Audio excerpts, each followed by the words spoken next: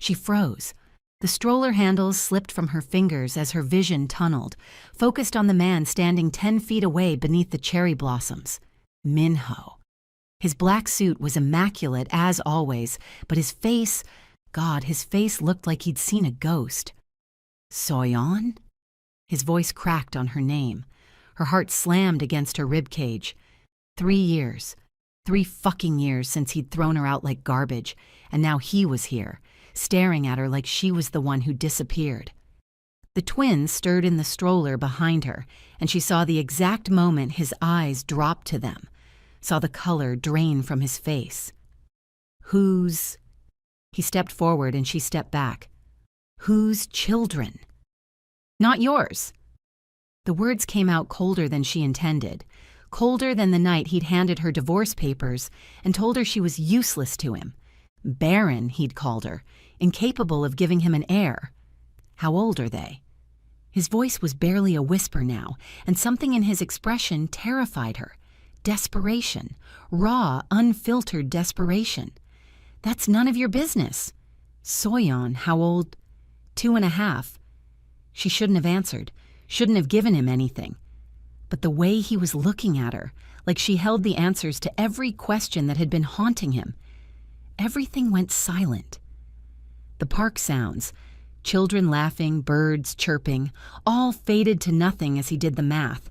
She watched him count backward in his head, watched the realization hit him like a physical blow. No. He shook his head. No, you couldn't. The doctors said. The doctors were wrong. Each word felt like swallowing glass. I was 2 months pregnant when you divorced me. His knees buckled, actually buckled. This man, this dangerous, powerful man who'd built an empire on fear and control, grabbed the park bench beside him to stay upright. You knew? His eyes were wide, devastated. You knew you were pregnant and you didn't tell me? She laughed. It was a broken, bitter sound. You'd just thrown me out for being childless, Minho. What the hell was I supposed to do? Come crawling back and beg you to believe me? You made your choice. I need to... He moved toward the stroller again, and she positioned herself between him and her babies. Her hands were shaking, but she stood her ground. You need to leave. Those are my children. Not a question, a statement torn from somewhere deep in his chest. Soyeon, those are my... You lost the right to call them yours the day you chose your empire over our marriage. She grabbed the stroller and walked away, leaving him standing there under the falling cherry blossoms, looking like his entire world had just shattered. Because it had, and she'd be damned if she let him break hers again. 3 years earlier. The club was packed, the bass so heavy Soyeon could feel it in her chest. She shouldn't have come. Midterms were in 2 days and she had a shift at the cafe at 6 in the morning, but her best friend Gina had literally dragged her out of their apartment. You need to live a little, Gina shouted over the music, pressing a drink into her hand. We're 23, not 63. Soyeon laughed, taking a sip of whatever fruity concoction Gina had ordered. The vodka burned pleasantly warm down her throat. I live plenty. I just live responsibly. Responsibly is code for boring. Employed is code for able to pay rent. Gina rolled her eyes, but she was grinning. That's when Soyeon saw him, or rather, felt his gaze. The crowd seemed to part naturally around him, a man in a black button-down with the sleeves rolled up, revealing tattooed forearms. He was sitting in one of the VIP sections that Soyeon knew cost more than her monthly rent, but he wasn't paying attention to any of the beautiful women vying for his attention. He was staring at her. Holy shit, Gina breathed. That's Kang Minho. The name meant nothing to Soyeon. Should I know who that is?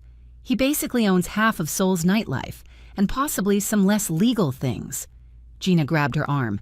Do not make eye contact. Men like that are dangerous. But it was too late. He was already standing, already moving through the crowd with a predatory grace that made Soyeon's mouth go dry. People moved out of his way instinctively, and when he stopped in front of her, she had to tilt her head back to meet his eyes. Dark, intense, hungry. Dance with me, he said. Not a question. She should have said no. should have listened to the warning bells going off in her head. Instead, she found herself nodding, found herself letting him lead her onto the dance floor.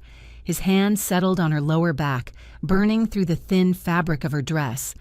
And when he pulled her close, she could smell his cologne, something expensive and intoxicating. "I'm Minho," he said against her ear, his breath warm on her neck. "Soyeon."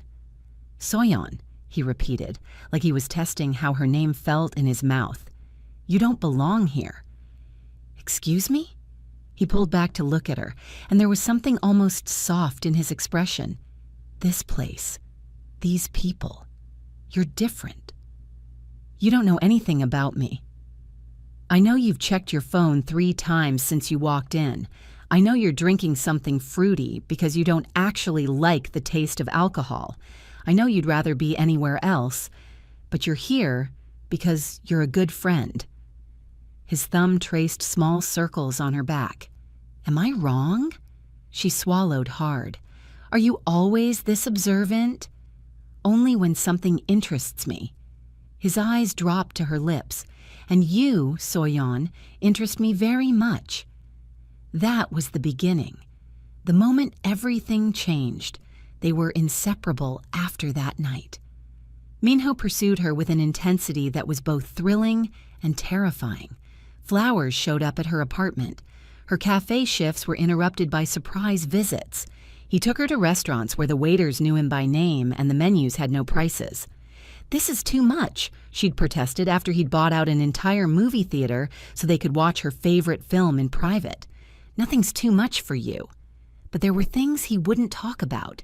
His business, the men in black who flanked him everywhere, the way people looked at him with a mixture of respect and fear.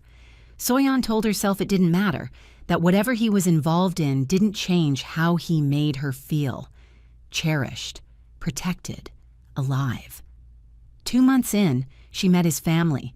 His father was a cold, calculating man who looked at Soyeon like she was a business acquisition. His mother was elegant and distant, sipping tea with practiced grace while asking Soyeon about her background and family connections. The dinner was excruciating. Afterward, in the car, Minho had gripped the steering wheel so hard his knuckles turned white. "I'm sorry," he said. "It's fine." "It's not fine. There." He exhaled sharply. "My world is complicated, Soyeon. My family has expectations, responsibilities." She'd reached over, lacing her fingers through his. "Then it's a good thing I'm not dating your family." He'd looked at her then with such raw emotion it stole her breath. "I love you." The words hung between them, precious and terrifying. "I love you too," she whispered. That night, he'd made love to her like she was something holy, something he was afraid of breaking, and when she fell asleep in his arms, she'd thought this was forever. She'd been so fucking wrong. Present day. That night. Soyeon's hands were still shaking as she unlocked her apartment door. The twins, Minjun and Minji, were finally asleep, their little faces peaceful in a way that made her chest ache. She set them gently in their cribs, pulling the blankets up to their chins, and then she let herself collapse on the couch. Seeing Minho had ripped open wounds she'd spent 3 years trying to heal. Her phone buzzed. "Unknown number. We need to talk." She threw the phone across the room. It bounced off the cushions harmlessly, buzzing again immediately, and again and again. "Jesus Christ," she muttered, retrieving it. "Please, just 5 minutes. I'll stand on your doorstep all night if I have to. Soyeon, please." She knew him well enough to know he wasn't bluffing. With a string of curses that would have made a sailor blush, she threw on a jacket and headed downstairs.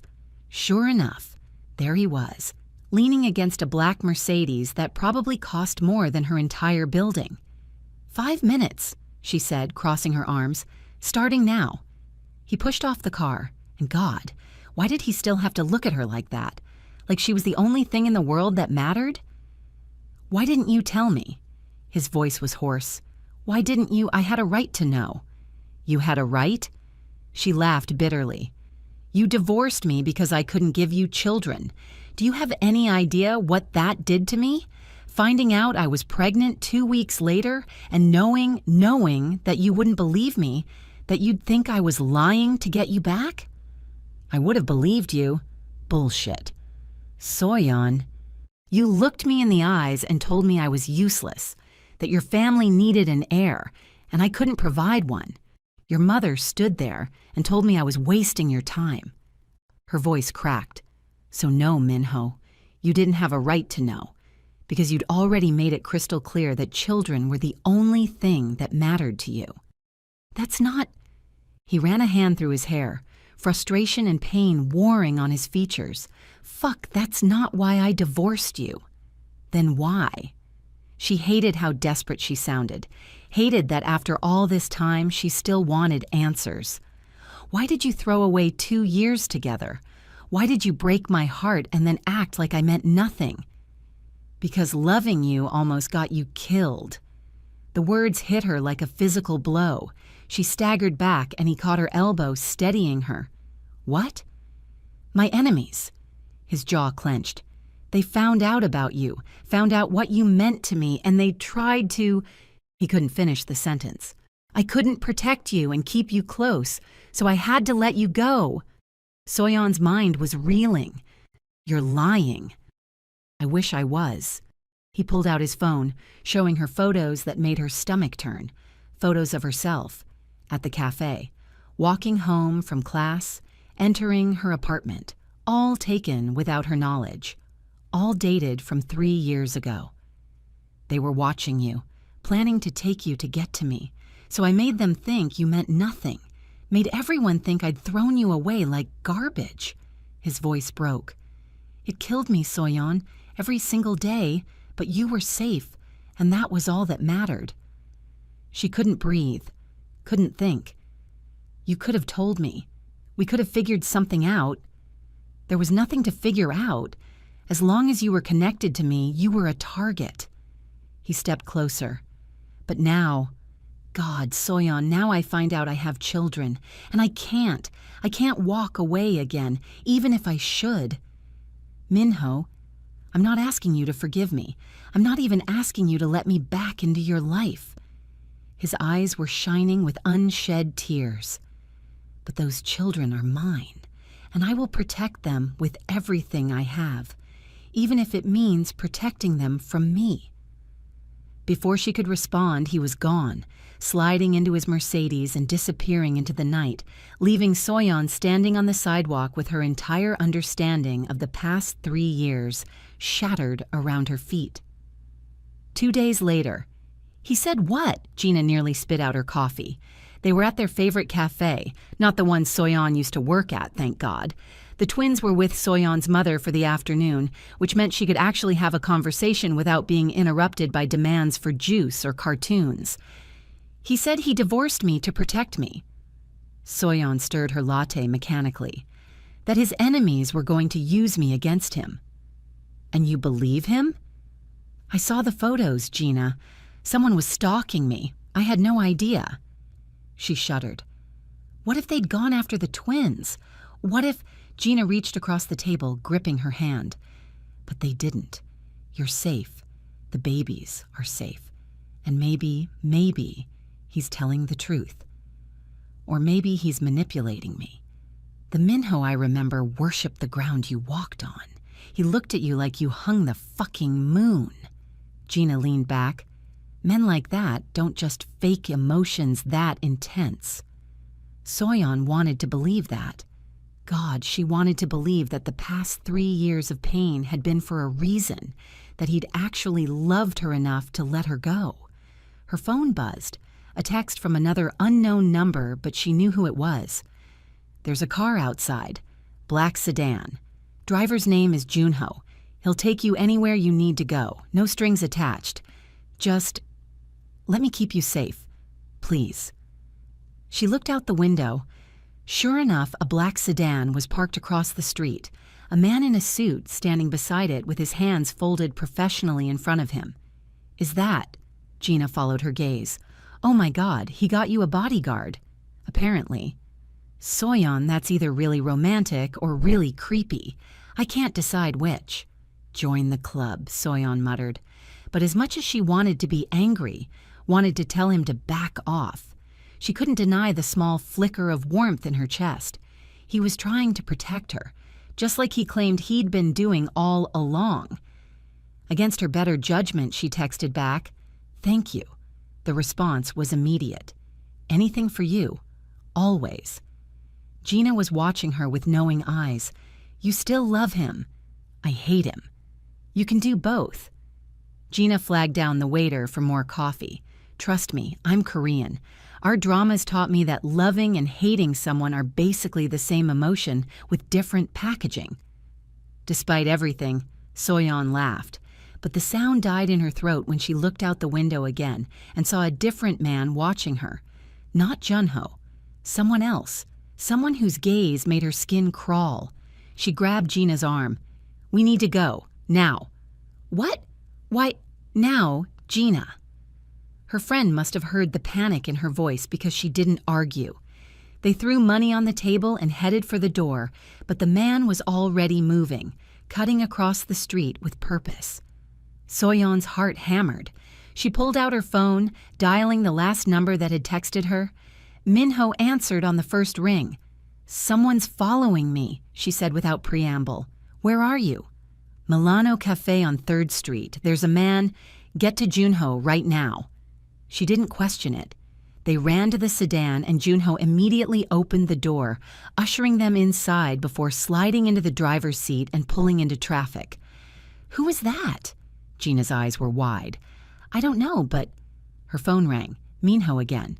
"Are you safe?" "Yes, we're in the car." She heard him exhale shakily. "I'm coming to you. Stay with Junho." "Minho, what's happening?" "Someone knows about the twins." His voice was tight with barely controlled rage. "Someone knows they're mine. I'm handling it, but until I do, you need to stay close to protection. Do you understand?" "This is exactly what I didn't want." Her voice rose. "This is why I stayed away from you. I don't want my children in danger because of your world." "Then you shouldn't have had my children." He shouted it, and then there was silence. Heavy, terrible silence. "Fuck, Soyeon, I didn't mean—" She hung up. Gina squeezed her hand. "Breathe. Just breathe." But she couldn't. Because Minho was right. She'd brought 2 innocent babies into a world that was hunting them, and it was all because of choices she'd made 3 years ago. Choices she couldn't take back. That evening, Minho's penthouse Junho had driven them to Minho's place despite Soyeon's protests. "Boss's orders," he'd said apologetically. Now she was standing in the living room of a penthouse that probably cost more than she'd earn in 10 lifetimes, watching Minho pace like a caged tiger. Gina had her phone out, clearly texting someone. "Is it cool if my boyfriend comes? Because this is getting intense and I need backup." "You have a boyfriend?" Soyeon blinked. "Since when?" "Since 3 months ago. His name is Taehyung. He's a doctor, and before you judge me for not telling you, you've been busy with the twins, and I didn't want to add to your stress." Gina's phone buzzed. "He's on his way." Minho stopped pacing long enough to look at them. "This penthouse is secure. No one gets in without my permission. You'll stay here tonight." "Like hell. Soyeon." He crossed to her, and she hated how her body responded to his proximity. Hated how she still wanted to lean into him. "Please, just for tonight, let me keep you safe. The twins are with your mother. I've already sent men to watch her apartment. They're safe." "You what?" Anger flared hot in her chest. "You can't just—" "I can, and I did." His eyes flashed. "Those are my children too, whether you like it or not, and I will not lose them because I was too proud or too stupid to do what needed to be done." They stared at each other, the air crackling with tension and unresolved feelings and 3 years of pain. "I hate you," she whispered. "I know." He reached up, brushing a strand of hair from her face with devastating gentleness. "I hate me too." The doorbell rang, shattering the moment. Minho pulled away and Soyeon felt the loss of his warmth like a physical ache, A man walked in, tall, handsome, with kind eyes behind wire-rimmed glasses. Tae-hyung, presumably. He went straight to Gina, pulling her into a hug that spoke of genuine affection. "You okay?" he murmured into her hair. "Yeah, just some Mafia drama, the usual." Gina was trying to sound light, but her hands were shaking. Tae-hyung looked at Minho. "Need me to check anyone for injuries?" "Not yet." Minho's voice was grim, but possibly soon. "Comforting," Soyeon muttered. The next few hours were surreal. Minho made phone calls in rapid Korean, his voice sharp and commanding. Tae-hyung ordered food delivery. Apparently being friends with a mafia boss meant you got restaurant-quality meals at 10 p.m. Gina tried to keep the mood light, but tension hung over everything like a storm cloud. It was after midnight when Soyeon found Minho on the balcony, staring out at the Seoul skyline. She'd meant to go to bed, to put distance between them, but her feet carried her outside before she could stop them. "Can't sleep?" he asked without turning around. "Too much adrenaline." She leaned against the railing beside him. "Did you find out who was following me?" "Yes." And he won't be following anyone anymore." The coldness in his voice sent a shiver down her spine. This was the man people feared, the man who'd built an empire on ruthlessness and blood. Minho. He was sent by the Lee family, rivals of mine. He finally looked at her. They wanted leverage, and children, my children, are the ultimate leverage. This is insane. This whole world is insane. She wrapped her arms around herself. I can't raise Minjun and Minji like this. I can't have them looking over their shoulders their entire lives. Then marry me. The words hung in the air between them, impossible and perfect and terrifying. What? He turned to face her fully. Marry me. Again. Let me make you my wife officially, publicly. Let everyone know that you and our children are under my protection. It's the only way to keep you truly safe. You're out of your mind. I'm practical. He stepped closer. You want stability for the twins? A life where they don't have to hide? This is it. As my wife, as my recognized heirs, they become untouchable. And what about love? Her voice cracked. What about the fact that you destroyed me 3 years ago? What about... I never stopped loving you. The confession was raw, torn from somewhere deep in his chest. Not for a single fucking day, Soyeon. Divorcing you was the hardest thing I've ever done. And finding out about the twins. His voice broke. I missed 2.5 years of their lives. I'll never forgive myself for that. But I can't. I won't miss any more. Tears were streaming down her face now. You hurt me. I know. You made me feel worthless. I know. I don't know if I can trust you again. He reached up, cupping her face with both hands, his thumbs brushing away her tears. Then let me earn it. Let me spend every day for the rest of my life proving that you and our children are everything to me. Let me... His own eyes were wet now. Let me be the man you deserved all along. She shouldn't kiss him, shouldn't let herself fall back into this. But when his lips met hers, it felt like coming home, like 3 years of pain and loneliness were washing away in a single, desperate connection. They broke apart, both breathing hard. This doesn't mean I forgive you, she whispered against his mouth. I don't deserve forgiveness. He kissed her again, softer this time. But I'll take whatever you'll give me. From inside, Gina's voice called out, Are you two done having your dramatic balcony moment? Because Tae-hyung and I are trying to sleep, and the sexual tension is palpable even through the walls. Despite everything, Soyeon laughed. Minho smiled, a real, genuine smile that transformed his entire face. She's not wrong about the sexual tension, he murmured. Down, boy. But she was smiling too. You have a lot of groveling to do before we get to that stage. I'm an excellent groveler. We'll see. 1 week later, Soyeon had agreed to stay at the penthouse temporarily, which apparently meant Minho had child-proofed the entire place, bought enough toys to stock a daycare, and hired a full-time nanny who looked like she could double as a bodyguard. The twins had taken to him instantly, which was both heartwarming and terrifying. "Appa!" Minjun toddled over to Minho, holding up a toy truck.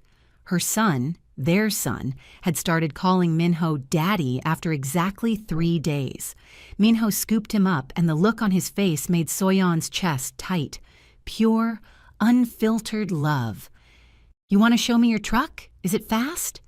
"Fast," Minjun agreed enthusiastically. Minji was more reserved, watching Minho with curious eyes from her spot on the carpet. But slowly, over the week, she'd warmed up to him. Now she let him read her bedtime stories, her small hand clasped in his massive one. "He's good with them," Gina observed. She was sprawled on the couch, Taehyung beside her with his arm around her shoulders. They'd become regulars at the penthouse, and Soyeon was grateful for the buffer their presence provided. "Too good," Soyeon muttered. "It's going to break their hearts if this doesn't work out." "It'll work out." Taehyung adjusted his glasses. "I've seen the way he looks at you. That's not a man who's going to screw this up twice." "You barely know him." "I know people. It's kind of my job." He smiled. "And Minho is many things. Dangerous, ruthless, morally questionable. But he's not a liar. Not about this." Soyeon wanted to believe that, wanted to trust that this fragile piece they'd built could last. But fear kept her guarded, kept her from fully surrendering to the hope blooming in her chest.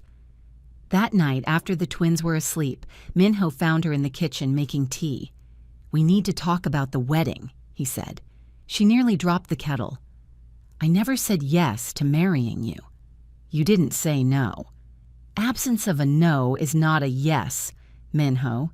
That's like consent 101. He had the grace to look sheepish. "You're right. I'm sorry." He sat at the kitchen island, and God, he looked tired. "I'm not good at this.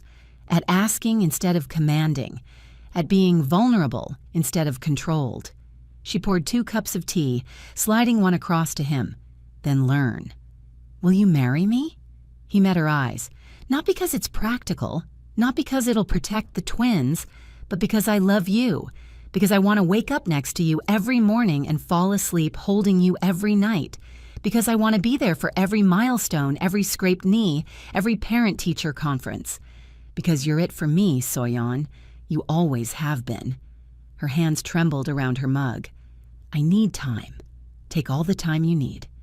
He reached across, linking his pinky with hers in a gesture so sweet it made her want to cry. "I'm not going anywhere." 2 weeks later, hospital. It happened fast. Too fast. One moment, Soyeon was buckling Minji into her car seat, and the next, tires were squealing and men were shouting.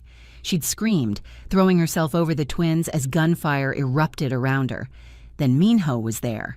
She didn't know how, didn't know where he'd come from, putting himself between her and the bullets.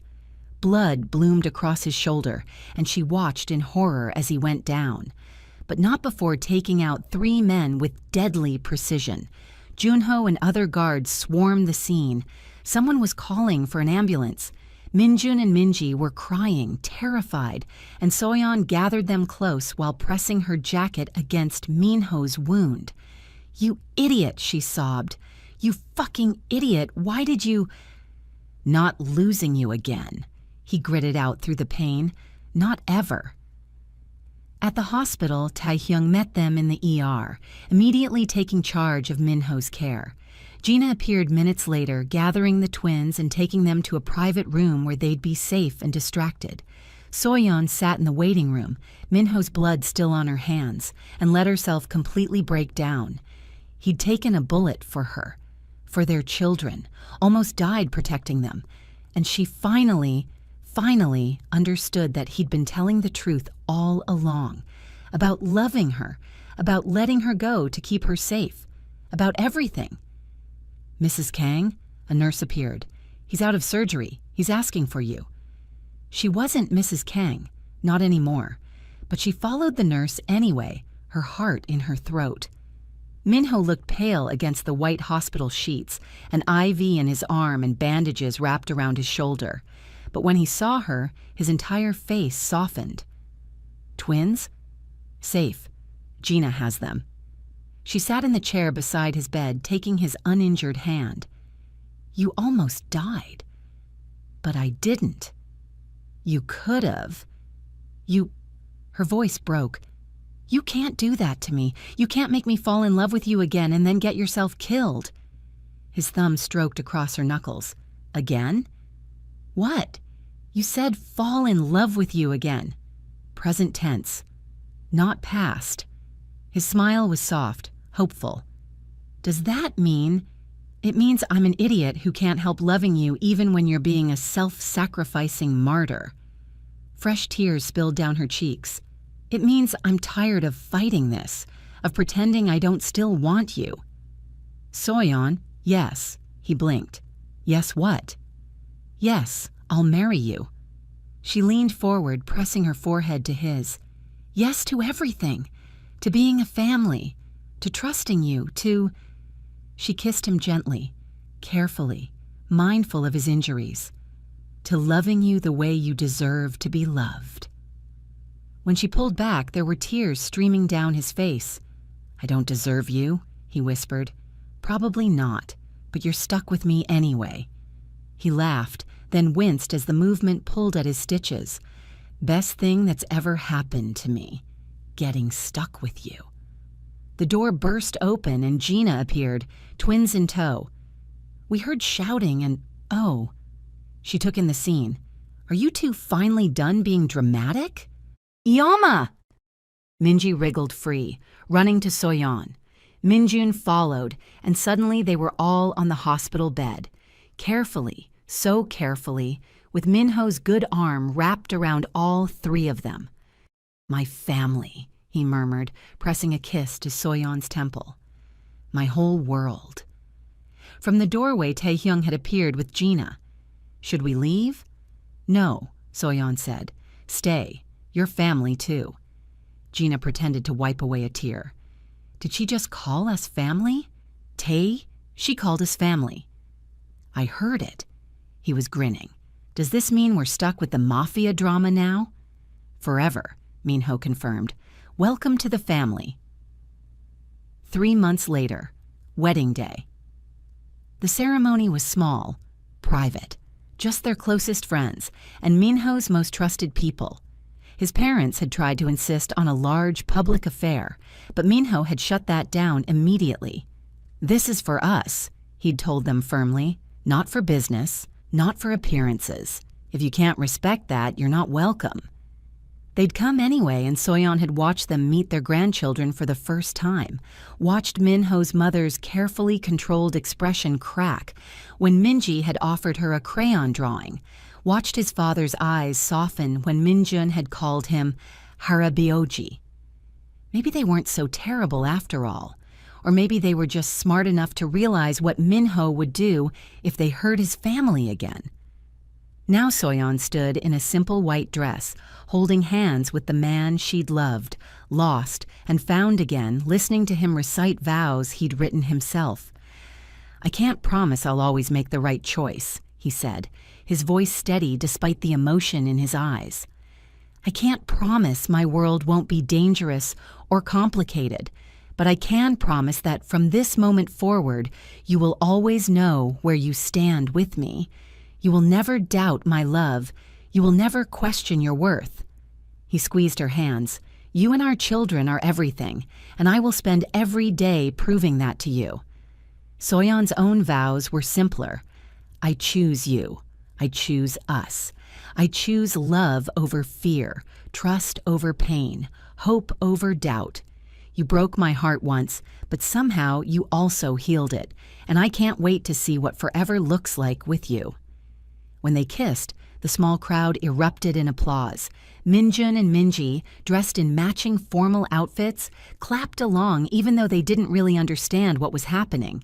The reception was held at the penthouse, transformed into something magical with lights and flowers and enough food to feed an army.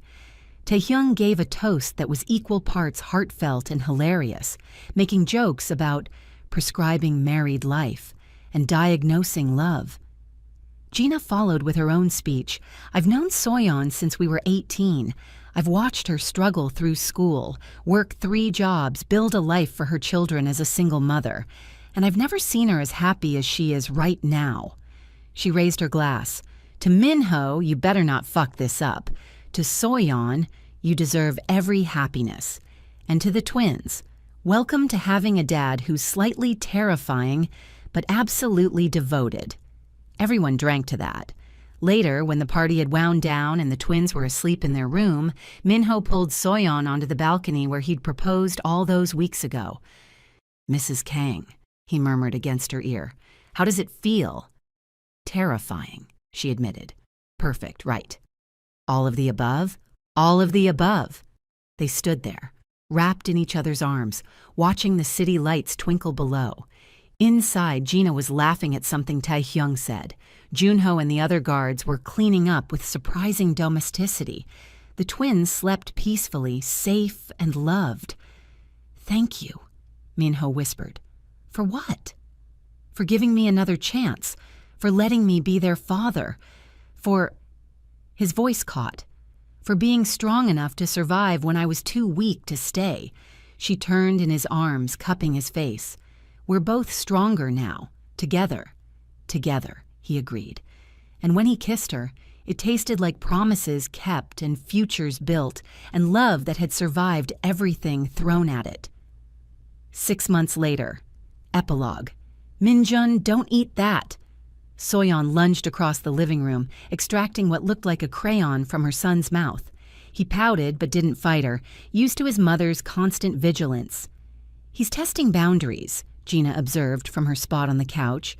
She was noticeably rounder now, 4 months pregnant with her and Taehyung's first child. "It's developmentally appropriate." "It's developmentally annoying," Soyeon muttered, but she was smiling. Minji was in the corner, carefully arranging her toy kitchen, a look of intense concentration on her face that reminded Soyeon so much of Minho it hurt. Speaking of whom... The door opened and her husband walked in, immediately surrounded by toddlers demanding his attention. "Appa, Appa, I made food!" Minji held up a plastic egg. "The best food," Minho declared seriously, pretending to eat it. "Delicious." Minjun climbed up his leg like a monkey. "Park, park!" "Later, buddy. Appa just got home from work." But he was already scooping him up, tossing him gently in the air while Minjun shrieked with laughter. Taehyung arrived minutes later with takeout. "I come bearing gifts of fried chicken and beer." "My hero," Gina declared, making grabby hands. They ate together, the 6 of them, soon to be 7, crowded around the dining table. The twins made a mess, as always. Gina and Taehyung bickered affectionately about baby names. Minho held Soyeon's hand under the table, his thumb tracing familiar patterns on her skin. This was her life now, chaotic, loud, messy, perfect. After dinner, after baths and bedtime stories, and finally getting the twins to sleep, Soyeon found Minho in their bedroom, looking at his phone with a frown. "Work stuff?" "Nothing I can't handle tomorrow." He set the phone aside, pulling her into his arms. "How are you feeling?" "Tired, happy. Wondering how Gina's going to handle pregnancy when she can barely handle spicy food." She snuggled into his chest. "Why?" "Because you've been looking at baby clothes online." She froze. How do you... I may have noticed the shopping cart on your laptop." His hand slid to her stomach. "Is there something you want to tell me?" Her heart was racing. They hadn't been trying, but they hadn't been preventing either. And her period was late, and she'd been exhausted lately, and "I haven't taken a test yet," she admitted. "I was scared, after everything with the twins, finding out alone." Her voice cracked. "I didn't want to do that again." "Hey," he tipped her chin up, forcing her to meet his eyes. "You're not alone. Not anymore. Not ever. His smile was gentle. Do you want to take a test now? Together? She nodded, not trusting her voice. 10 minutes later, they sat on the bathroom floor, watching 3 minutes tick by on the timer. Minho held her hand, his grip steady and reassuring. When the timer went off, Soyeon couldn't look. You check. He picked up the test, went completely still. Minho. When he looked at her, tears were streaming down his face. It's positive. Soyeon, we're... She burst into tears, and then they were both crying, holding each other on the bathroom floor like idiots, laughing through their tears. I get to be there this time, he choked out. From the beginning, I get to... He couldn't finish, just pulled her closer, pressing kisses to her hair, her face, her lips. We're having a baby, she whispered. We're having a baby, he repeated, awestruck. From the hallway, a small voice called out, Yama! Why crying? Minji stood in the doorway, clutching her stuffed rabbit, looking concerned. Minjin appeared behind her, rubbing his eyes sleepily. Happy tears, baby, Soyeon managed. Come here. They gathered their family, their beautiful, chaotic, perfect family, right there on the bathroom floor. The twins climbed into their laps, confused but willing to cuddle. Minho's arms wrapped around all of them, and Soyeon felt her heart expand so much she thought it might burst. Guess what? Minho said to the twins. You're going to be big siblings. Minjun looked confused. Minji perked up. Baby? That's right, a baby. I help? Minji asked hopefully. You'll be the best helper, Soyeon promised. They stayed like that for a long time, tangled together on the tile floor. It wasn't comfortable, it wasn't practical, but it was perfect. Later, after getting the twins back to bed, Minho and Soyeon stood on their balcony, looking out at Seoul. 3 years ago, Soyeon mused, if someone had told me we'd end up here, I would have called them crazy. 3 years ago, I was convinced I'd lost you forever. He pulled her back against his chest. And now I have everything I've ever wanted. We still have problems. Your world is still dangerous. We're going to face challenges. And we'll face them together. He turned her in his arms.